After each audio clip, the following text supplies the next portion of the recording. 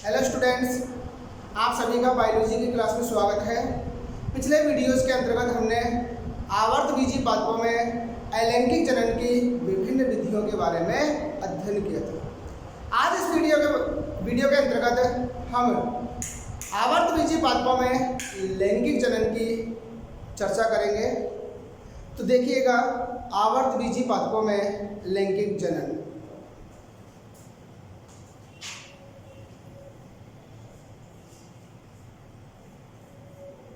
आवृतबीजी पादपों में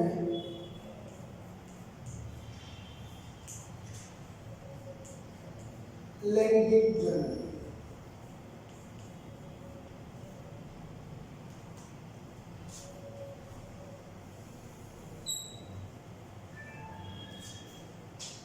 देखिएगा, आवर्तबीजी पादपों में जो लैंगिक जनन है, इसके अंतर्गत सबसे पहले हम देखते हैं कि लैंगिक जनन कहते किसे हैं। देखते हैं सबसे पहले कि जो लैंगिक जनन है वो कहते किसे हैं। देखिएगा, जो लैंगिक जनन है, इस लैंगिक जनन के अंतर्गत नर व मादा युग्मकों के संलयन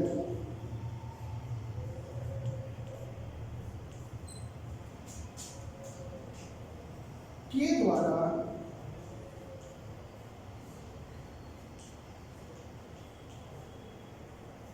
होने वाले जनन को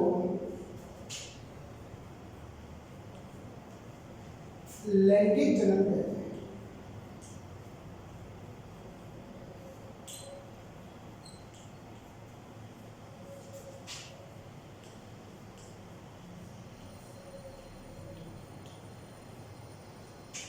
नर व मादा युग्मकों के संलयन के द्वारा होने वाले जनन को क्या कहते हैं बेटा? लैंगिक जनन कहते हैं। ऐसे लैंगिक जनन के द्वारा, जैसे नर युग्मक है, नर युग्मक, दूसरा प्रकार का युग्मक होगा मादा युग्मक। इन दोनों युग्मकों में संलयन की क्रिया होगी, अर्थात निषेचन होगा। क्या होगा बेटा? निषेचन होगा। और निषेचन के द्वारा किसका निर्माण होगा? युग्मनज का। चूंकि युग्मक अगुणित होते हैं, कैसे होते हैं बेटा? अगुणित। इसीलिए जो युग्मनज बनेगा वो कैसा होगा? द्विगुणित होगा। और इस युग्मनज से आगे चलकर भ्रूण का निर्माण होगा। तो निर्मित भ्रूण भी कैसा होगा? द्विगुणित होगा। चूंकि लैंगिक जनन के अंतर्गत दो प्रकार के युग्मक आपस में संलयित होते हैं, इसीलिए जो संतति बनती है उस संतति में विभिन्नताएं आती हैं। इसी कारण जो लैंगिक जनन के द्वारा उत्पन्न संतति है उसमें कुछ लक्षण अपने माता पिता से भिन्न होते हैं। अब हम बात कर रहे हैं आवर्तबीजी पादपों की। तो आवर्तबीजी पादपों में जो लैंगिक जनन होता है वो पुष्प के द्वारा होता है। आवर्तबीजी पादपों में जो लैंगिक जनन होता है वो किसके द्वारा होता है? पुष्प के द्वारा। अर्थात पुष्प आवर्तबीजी पादपों का लैंगिक जननांग होता है। क्या होता है? लैंगिक जननांग।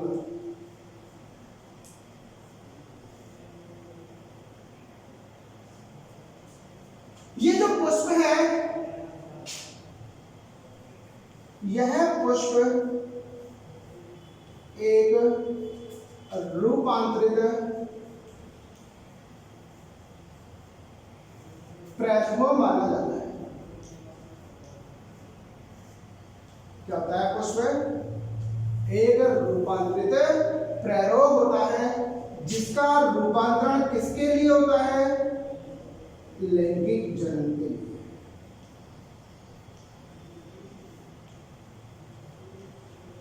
इसका रूपांतरण किस लिए होता है बेटा? लैंगिक जनन के लिए। ये जो पुष्प है, इन पुष्पों का निर्माण जब पादप जनन आयु में प्रवेश करता है उस समय ये जो पुष्प है या तो पादप के शीर्ष भागों में या कक्षस्थ भागों में बनते हैं।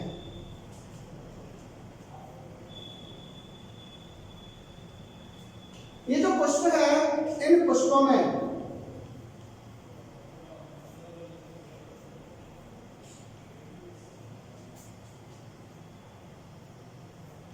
लघु बीजाणुपर्ण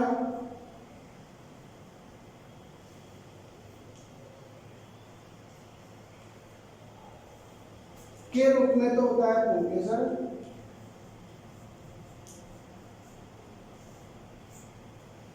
और गुरु बीजाणुपर्ण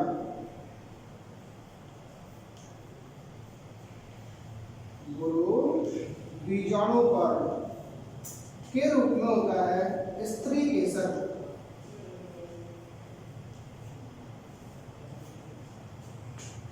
इसी कारण जो पुष्प है, इस पुष्प को बीजाणु पर्णधारी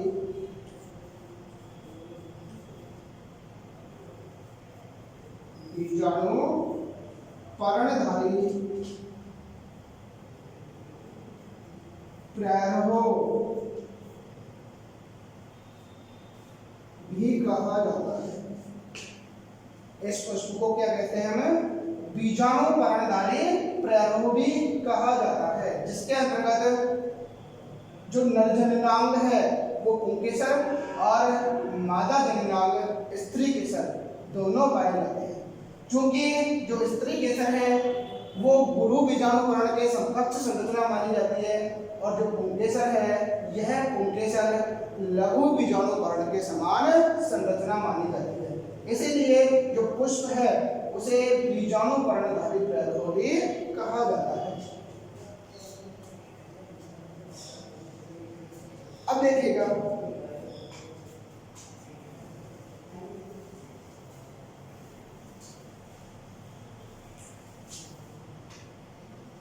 ये जो पुष्प है, इस पुष्प में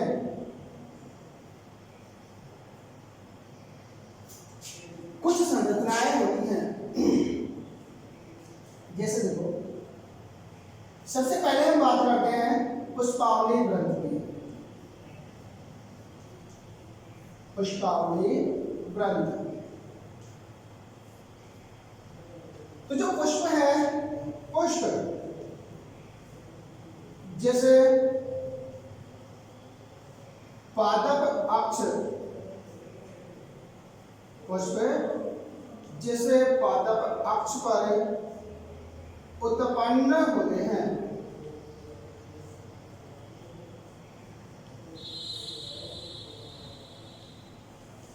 पुष्प जैसे पादप अक्ष पर उत्पन्न होते हैं, उस अक्ष को कहते हैं पुष्पावली ग्रंथ। और इस पुष्पावली ग्रंथ पर जो पुष्प है ये एक डंठल नुमा संरचना के द्वारा जुड़े होते हैं, उसे कहते हैं पुष्प ग्रंथ। क्या कहते हैं बेटा उसको? पुष्प ग्रंथ। तो ये हो जाएगा पुष्प जिस संरचना द्वारा, जिसे संरचना द्वारा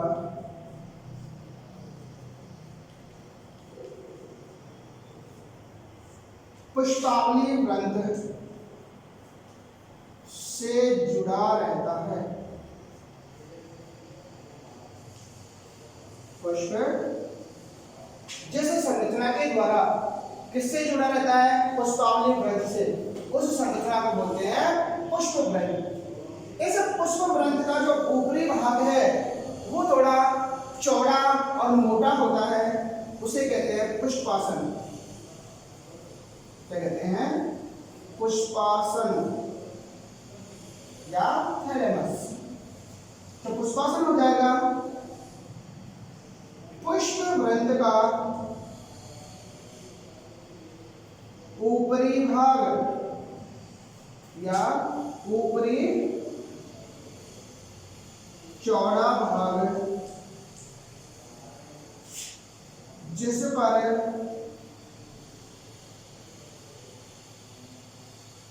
पुष्पीय अवयव, और पुष्पीय अवयव चार प्रकार के होते हैं, बाह्यदलपुंज, दलपुंज, पुमंग और जायांग, जुड़े होते हैं।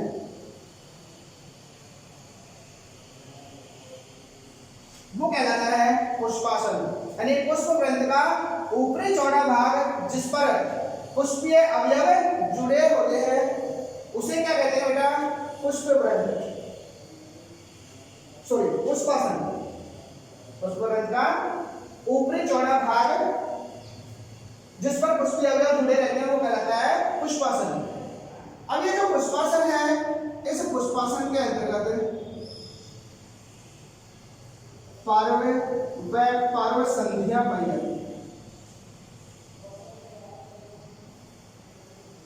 इस पुष्पासन में क्या मिलती है? पार्व व पार्व संधियां। क्योंकि अभी हमने कुछ देर पहले पढ़ा पुष्प क्या है? एक रूपांतरित प्रैरोग है।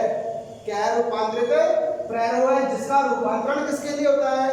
लैंगिक जनन के लिए।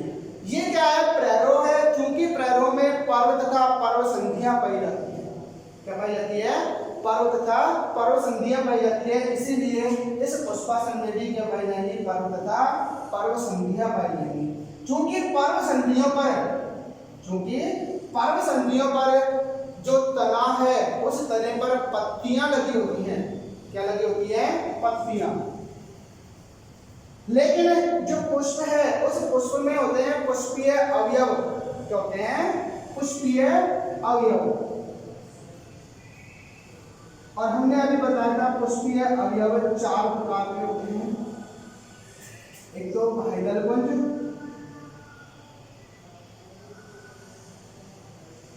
दलपुंज, पुमंग और जायांग। ये पुष्पीय अवयव है, और ये समस्त पुष्पीय अवयव किसके रूपांतरण है? पत्तियों के। किसके रूपांतरण होते हैं? पत्तियों के। अर्थात जो पत्तियां हैं वो किसमें रूपांतरित हो जाती है? पुष्प में पुष्पीय अवयवों में। किसमें रूपांतरित हो जाती है? पुष्पीय अवयव। तो ये जो पुष्पीय अवयव है इस पुष्पासन पर क्या करते हैं? एक संगठित संरचना का निर्माण करते हैं। क्यों?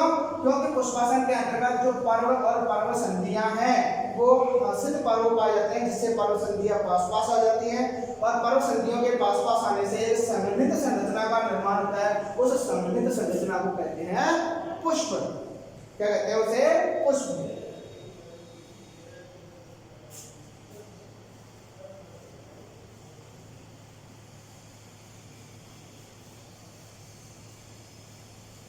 अब देखिएगा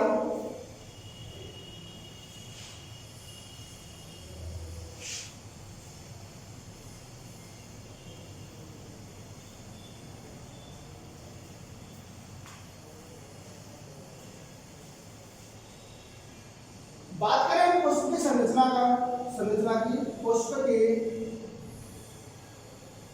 संरचना। पुष्प की संरचना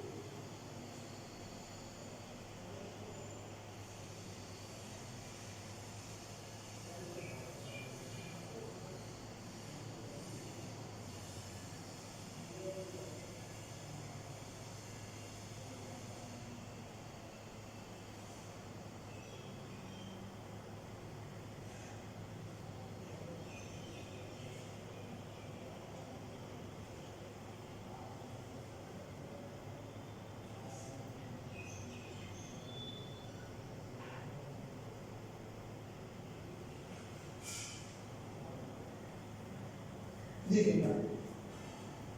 यह है पुष्प की संरचना। क्या बेटा? पुष्प की संरचना। अभी हमने कहा था कि जो पुष्प है एक वृंतनुमा या डंठलनुमा संरचना के द्वारा जो पादप अक्ष है अर्थात पुष्पावली वृंत से जुड़ा रहता है, उस संरचना को बोलते हैं पुष्प वृंत। बोलते हैं उसको पुष्प वृंत। और जो पुष्प वृंत है, इस पुष्प वृंत का ऊपरी भाग ये वाला चौड़ा होता है, उसे कहते हैं पुष्पासन। क्या कहते हैं उसे? पुष्पासन। इस पुष्पासन पर जो पुष्पीय अवयव है वो पाए जाते हैं। जैसे सबसे बाहरी चक्र होता है पुष्पीय अवयवों का बाह्य दलपुंज। बाह्य दलपुंज। इन बाह्य दलपुंजों के भीतर की ओर दूसरा चक्र पाया जाता है जो कहलाता है दलपुंज। क्या कहते हैं उसको? दलपुंज। और दलपुंज के अंतर्गत भीतर की ओर जो पुष्प है उसका तीसरा चक्र पाया जाता है जो कहलाता है पुमंग। क्या कहलाता है? पुमंग। और सबसे भीतर की ओर केंद्रीय भाग में चौथा चक्र होता है वो कहलाता है जयनाम। इस व्यायाम के अंतर्गत तीन भाग होते हैं। सबसे ऊपरी भाग वर्तिकाग्र,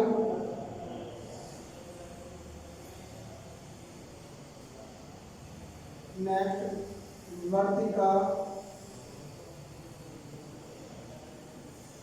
और ये आखिरी फूला हुआ भाग अंडाशय।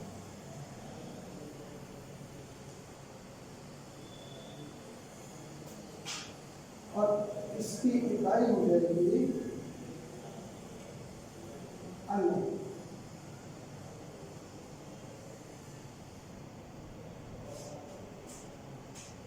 इसी प्रकार जो पुमंग है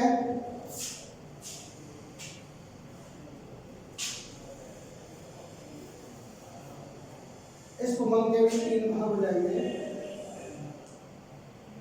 परागकोश,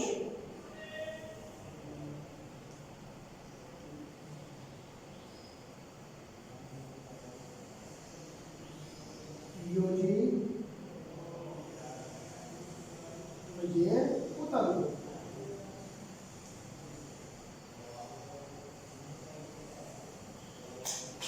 ये है पुंकेसर।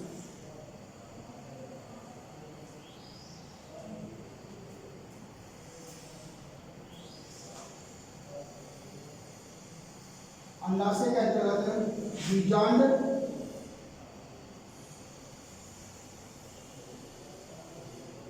और बीजांड जिस संरचना पर लगे होते हैं वो कहलाता है बीजांड सन।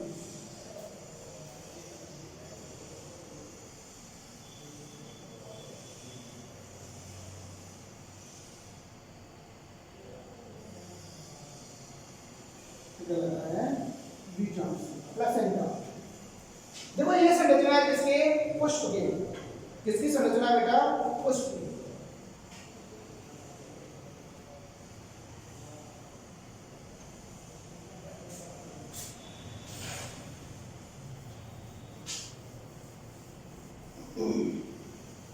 देखो तुमने बताया था कि जो पुष्प है इस पुष्प की संरचना में चार भाग होते हैं। कितने होते हैं? चार भाग। ये चारों भाग जिस पुष्प में उपस्थित होते हैं उन्हें पूर्ण पुष्प कहते हैं। क्या कहते हैं उन्हें? पूर्ण पुष्प। अर्थात ऐसे पुष्प जिनमें पुष्प के चारों भाग यानी कि चारों चक्र दलपुंज, दलपुंज, पुमंग और जायांग ये चारों भाग उपस्थित होते हैं वो कहलाते हैं पूर्ण पुष्प। यानी कि चारों भाग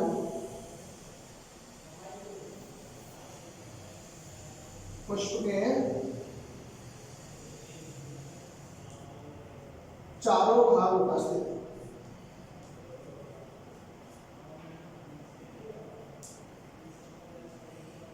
यानी ऐसे पुष्प जिनमें क्या हो, पुष्प के चारों भाग उपस्थित हो उन्हें कहेंगे पूर्ण पुष्प। दूसरे प्रकार के पुष्प कहलाते हैं अपूर्ण पुष्प। अपूर्ण पुष्प देखो, यदि किसी पुष्प में पुष्प के जो चारों भाग हैं उन चारों भागों में से पुष्प के चारों भागों में से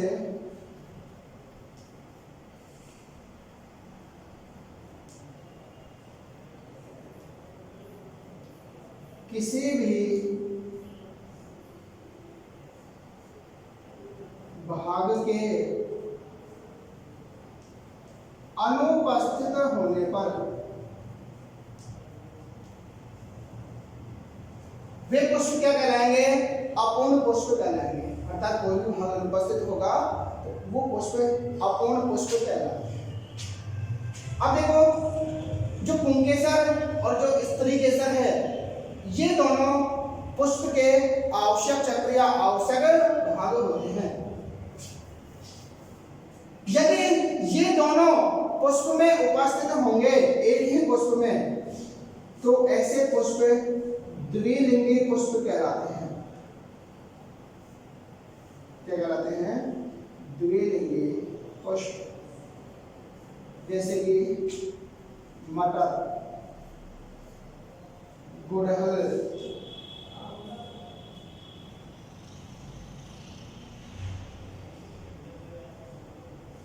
तो इनमें नरजन्नांग और मादा जन्नांग दोनों उपस्थित होते हैं। नर व मादा दोनों जन्नांग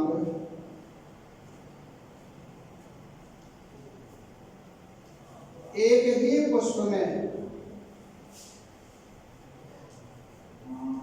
उपस्थित, दोनों जन्नांग एक ही पुष्प में उपस्थित होंगे तो ऐसे पुष्प क्या कहलाएंगे? द्विलिंगी पुष्प कहलाएंगे। फॉर एग्जाम्पल जैसे मटर और गुड़हल। दूसरे प्रकार के पुष्प हैं एकलिंगी पुष्प। एकलिंगी पुष्प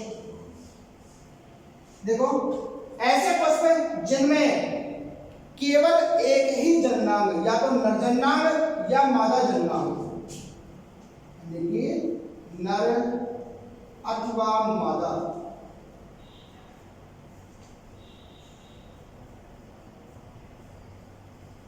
दोनों में से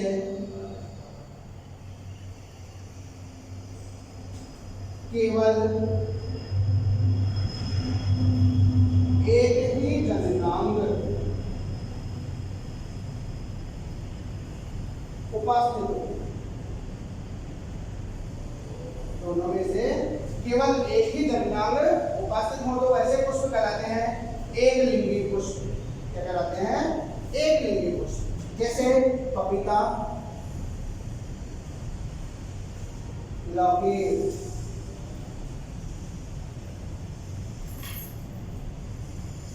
ठीक है,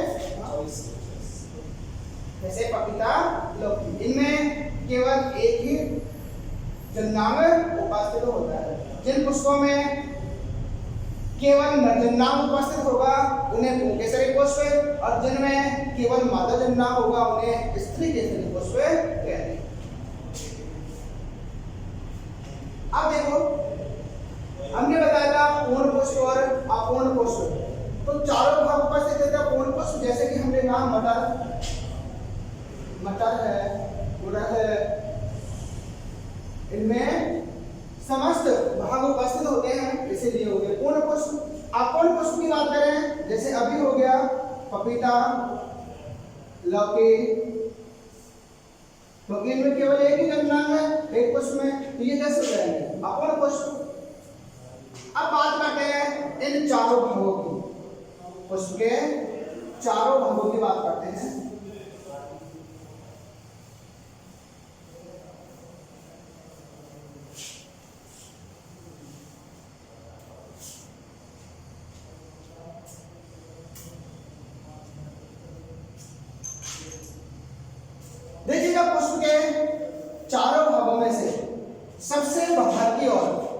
सबसे बाहर की ओर पाया जाता है बाह्यदल पुंज। तो पहला भाग हो गया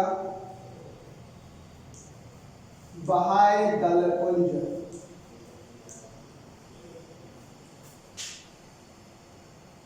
ये इसको बोलते हैं कैलेक्स, कहते हैं इसको कैलेक्स। जो बाह्यदल पुंज है यह पुष्प का सबसे बाहरी चक्र होता है या भाग होता है। चूंकि ये चक्र सहायक चक्र के रूप में काम आता है, इसीलिए इसको बोलते हैं सहायक चक्र। तो ये पुष्प का सहायक चक्र होता है। बाह्यदल जो है बाह्यदल पुंज, इस बाह्यदल पुंज के प्रत्येक सदस्य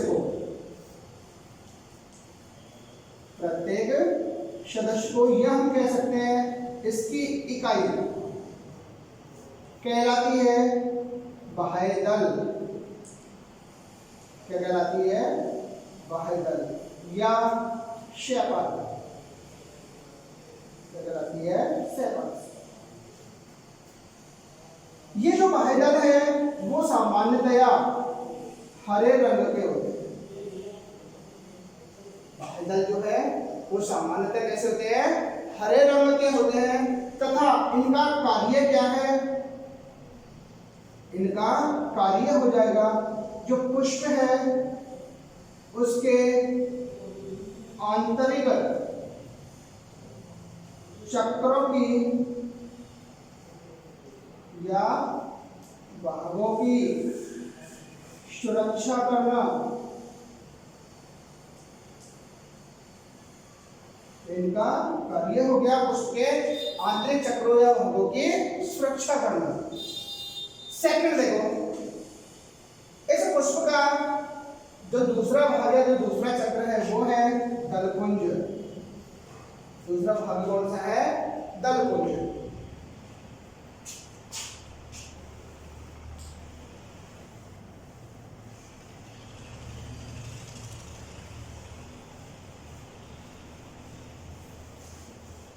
सेकंड चक्र हो गया दलपुंज।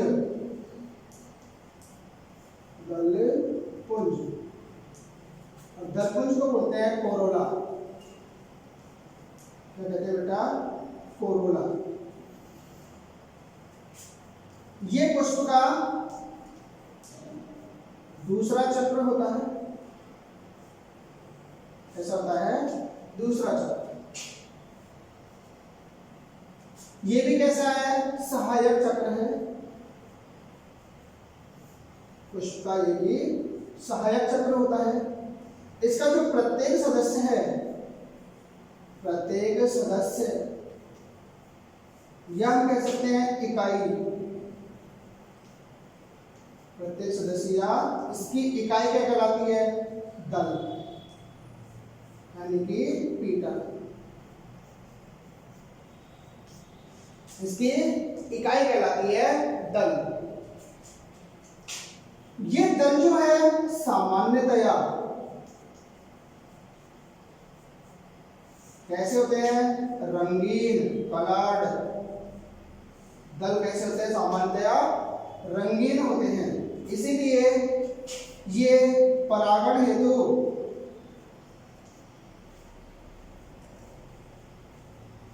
कीटों को आकर्षित करते हैं। क्या करते हैं? कीटों को आकर्षित करने का कार्य करते हैं। इसके अतिरिक्त जो दल हैं, इन दलों में वाष्पशील तेल पाए जाते हैं। वाष्पशील तेल पाए जाते हैं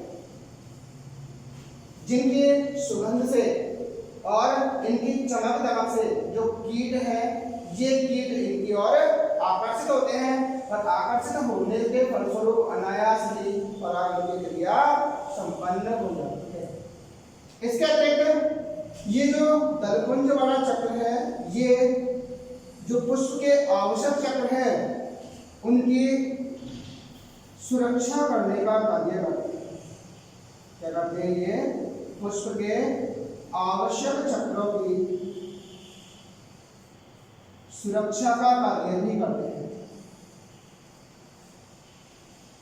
ठीक है, तो ये हो गया दूसरा चक्र, दलपुंज। अब देखिएगा इस पुष्प का तीसरा चक्र, इस पुष्प का तीसरा चक्र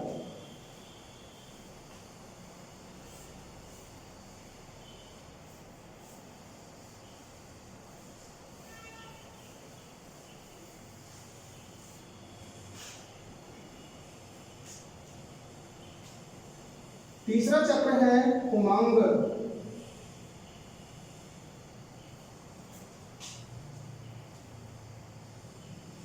एंड्रोसियम।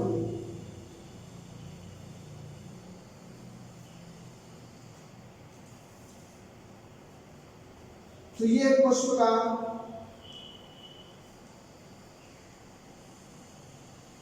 तीसरा चक्र हो गया।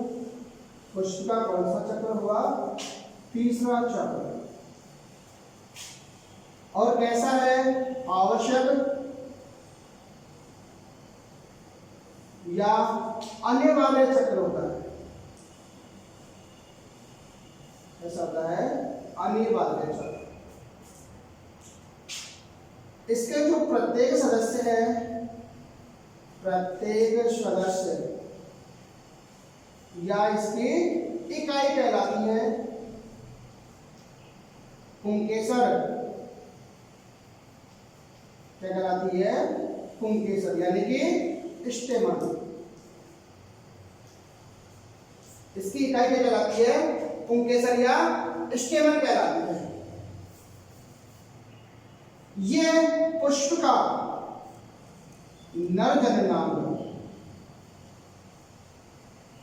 ये क्या होता है? पुष्प का नर जननांग होता है। इसकी यदि संरचना की बात करें, क्या करें? इसकी यदि संरचना की बात करें तो जो प्रत्येक पुंकेसर है ये है एक पुंकेसर। क्या है बेटा? एक पुंकेसर है। इसकी संरचना की यदि हम बात करें तो प्रत्येक जो पुंकेसर है, इस प्रत्येक पुंकेसर के शीर्ष भाग पर एक मुक्ताकार संरचना पाई जाती है जिसे कहते हैं परागकोश। क्या कहते हैं? परागकोश। ये जो परागकोश है एक पतली तंतुनुमा संरचना के द्वारा, एक पतली तंतुनुमा संरचना के द्वारा किससे जुड़ा होता है? पुष्पासन से। किससे जुड़ा होता है? पुष्पासन से। उस संरचना को कहते हैं पुतंतु। क्या कहते हैं? पुतंतु। जो कैसी संरचना होती है? बंध्य। कैसी संरचना होती है? बंध्य संरचना होती है। देखो बात करते हैं हम परागकोश की। किसकी बात करते हैं? परागकोश की। तो जो आवर्त बीजीय पादप है, इन आवर्त बीजीय पादपों में सामान्यतया जो परागकोश है वो द्विपालित होते हैं। कैसे होते हैं? द्विपालित। अर्थात एक परागकोश के अंतर्गत दो पालियां पाई जाती हैं। कितनी पालियां पाई जाती हैं? दो पालियां। ये दोनों पालियां आपस में एक बंध्य संयोजी संरचना के द्वारा जुड़ी हुई होती है जिसे योजी या संयोजी कहते हैं। क्या कहते हैं? उस बंध्य संरचना को योजी या संयोजी। तो हम कह रहे थे कि एक जो प्रारूपिक परागकोश है उसके अंतर्गत दो पालियां पाई जाती हैं। ऐसे परागकोश द्विपालित परागकोश कहलाते हैं। लेकिन बात करें मालवेसी कुल की। किसकी? मालवेसी कुल। इस मालवेसी कुल के पादपों में केवल जो परागकोश है, इस परागकोश में एक ही पाली पाई जाती है। क्या पाई जाती है? केवल एक पाली। इसीलिए इस प्रकार के जो परागकोश है एक पालित परागकोश कहलाते हैं। चूंकि एक जो पाली है उस एक पाली में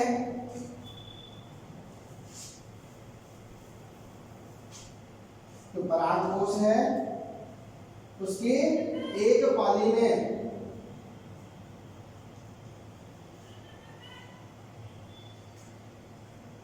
कितनी 2 लघु बीजाणु धानियां पाई जाती है। 2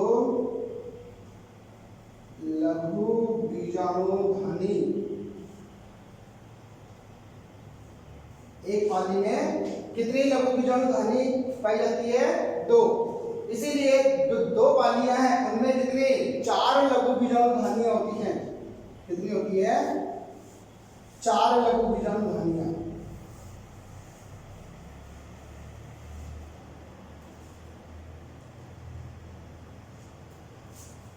देखिएगा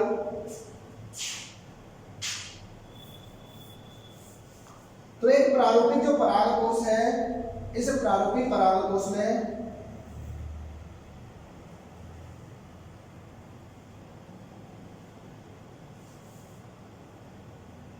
यदि हम इसकी अनुप्रस्थ काट की बात करें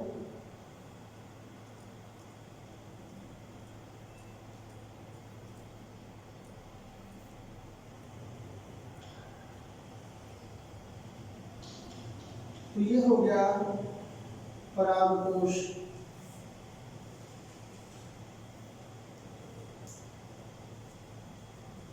देखो ये संरचना तो हो गई योजी, तो हो गई बेटा योजी जो इसके दोनों के बीच में है।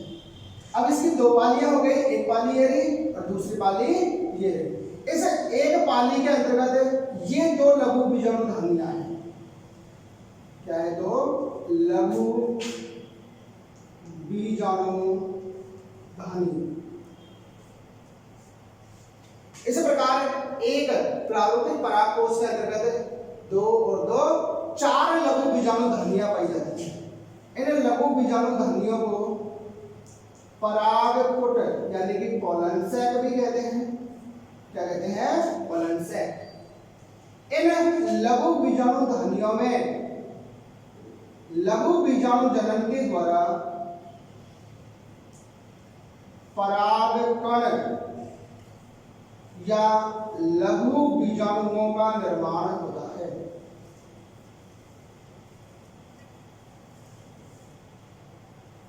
जो कैसे होते हैं? अगुणित।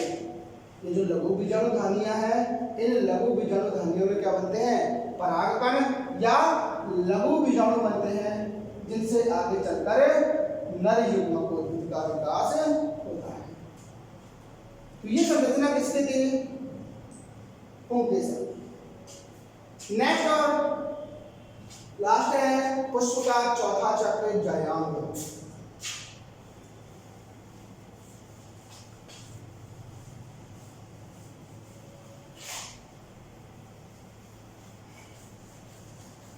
पुष्प का अंतिम चक्र चौथा चक्र, पुष्प का चौथा चक्र है जयांग। इसको बोलते हैं गैनोसियम।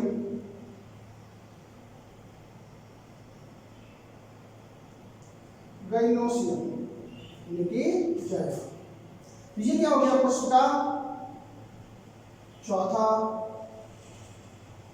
व केंद्रीय भाग में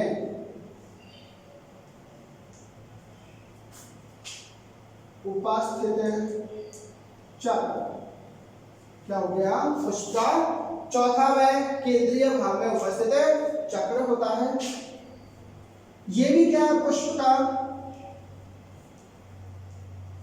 अनिवार्य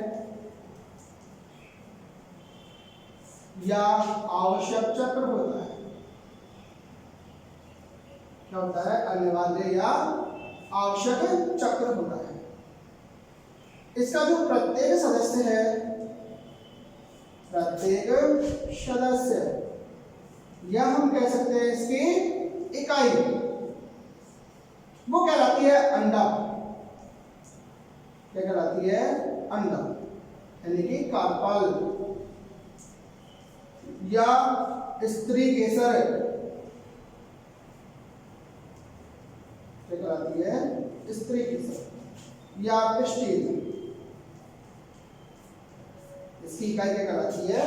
अंडक या स्त्री केसर कहलाती है। देखिएगा, प्रत्येक जो स्त्री केसर है या जो अंडक है वो 3 भागों में बटा होता है। कितने भाग होते हैं इसके? 3 भाग होते हैं। वर्तिकाग्र, वर्तिका और अंडाशय। कितने भाग होते हैं बेटा इसके? 3 भाग होते हैं, वर्तिकाग्र, वर्तिका और अंडाशय। बात करें हम वर्तिकाग्र की, तो ये जो अंडक है, इस अंडक का सबसे ऊपरी भाग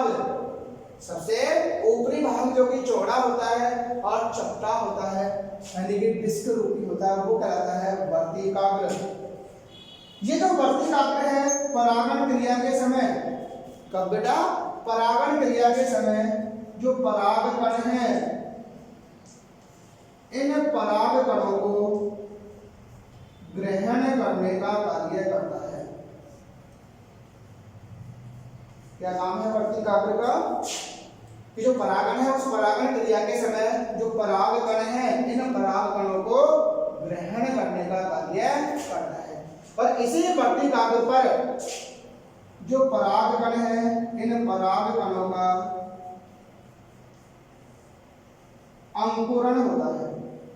इसी वर्तिकाग्र पर पराग कणों का अंकुरण होता है। सेकंड भाग है इसका वर्तिका। सेकंड भाग क्या है? वर्तिका। तो देखो, जो वर्तिकाग्र है, यह वर्तिकाग्र एक लंबी नलिकाकार संरचना के द्वारा किससे जुड़ा रहता है? आधारी फूले हुए भाग यानी कि अंडाशय से जुड़ा रहता है। उस नलिका को कहते हैं वर्तिका। क्या कहते हैं उसे? वर्तिका। ये क्या काम करती है? इस वर्तिकाग्र को इस अंडाशय से जोड़ने का कार्य करती है। इसके अतिरिक्त जब पराग कणों का अंकुरण होता है, तो उस समय जो पराग नलिका है, यह पराग नलिका इसी वर्तिका से होती हुई कहाँ पहुंचती है? अंडाशय में पहुंचती है। और नेक्स्ट है इसका अंडक का तीसरा भाग, अंडाशय। क्या है? अंडाशय। तो ये जो अंडाशय है, ये इस अंडक का आधारी फूला हुआ भाग होता है। क्या होता है? आधारी फूला हुआ भाग होता है, जो किससे जुड़ा रहता है? पुष्पासन से। किससे जुड़ा रहता है? पुष्पासन से।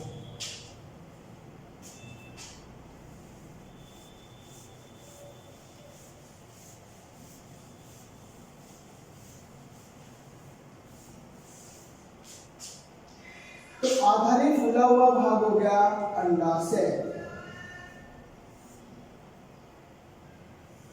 देखो, जो अंडाशय है, इस अंडाशय के चारों ओर अंडाशय भित्ति पाई जाती है। अंडाशय भित्ति पाई जाती है, जो कि निषेचन के पश्चात फल भित्ति का निर्माण करती है। किसका निर्माण करती है? फल भित्ति का। इस अंडाशय के भीतर की ओर, इस अंडाशय के भीतर की ओर क्या पाए जाते हैं? बीजांड। क्या मिलते हैं? बीजांड।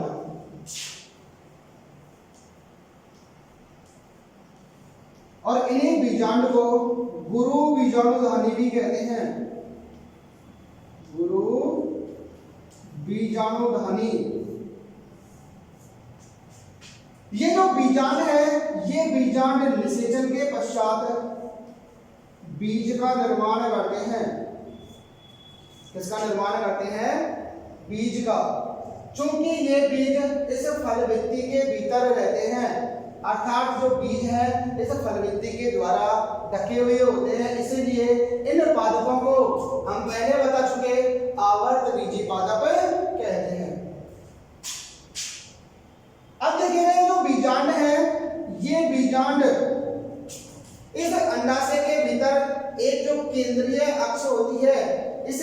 केंद्रीय अक्ष पर जुड़े रहते हैं, इसे कहते हैं बीजांड सन। क्या कहते हैं? बीजांड सन या प्लेसेंटा। तो ये जो बीजांड है, ये बीजांड कहाँ जुड़ रहे हैं? केंद्रीय भाग पर। किस पर? बीजांड सन पर या प्लेसेंटा पर। किसके द्वारा जुड़ते हैं? बीजांड ग्रंथ के द्वारा। किसके द्वारा जुड़ते हैं? बीजांड ग्रंथ के द्वारा जुड़े रहते हैं। तो ये इस बीजांड ग्रंथ के द्वारा इस बीजांड सन पर जुड़े रहते हैं। और जो बीजांड है, इन बीजांड के भीतर मादा युग्मकोद्भिद, बीजांड के भीतर मादा युग्मकोद्भिद, जो आगे चर्चा करेंगे हम, मादा युग्मकोद्भिद, जिसे भ्रूण कोश भी कहते हैं। जो कहते हैं भ्रूण कोश, वो उपस्थित होता है किसमें? बीजांड में। और इस भ्रूण कोश के अंतर्गत अंड कोशिका पाई जाती है। क्या पाई जाती है? अंड कोशिका। ये अंड कोशिका निषेचित होकर क्या बनाती है? युग्मनज। और युग्मनज से आगे चलकर क्या बनता है बेटा? अभी बताया था हमने, भ्रूण। निषेचन के पश्चात क्या बनता है? युग्मनज। और युग्मनज से आगे चलकर बनता है भ्रूण। और ये जो भ्रूण है अर्थात पादप का सूक्ष्म रूप, ये सूक्ष्म रूप इस परिपक्व बीज के भीतर उपस्थित होता है, जिसके अंकुरण के फलस्वरूप नए पादप का निर्माण हो जाता है। ठीक है, तो इस वीडियो में इतना ही। थैंक यू बेटा।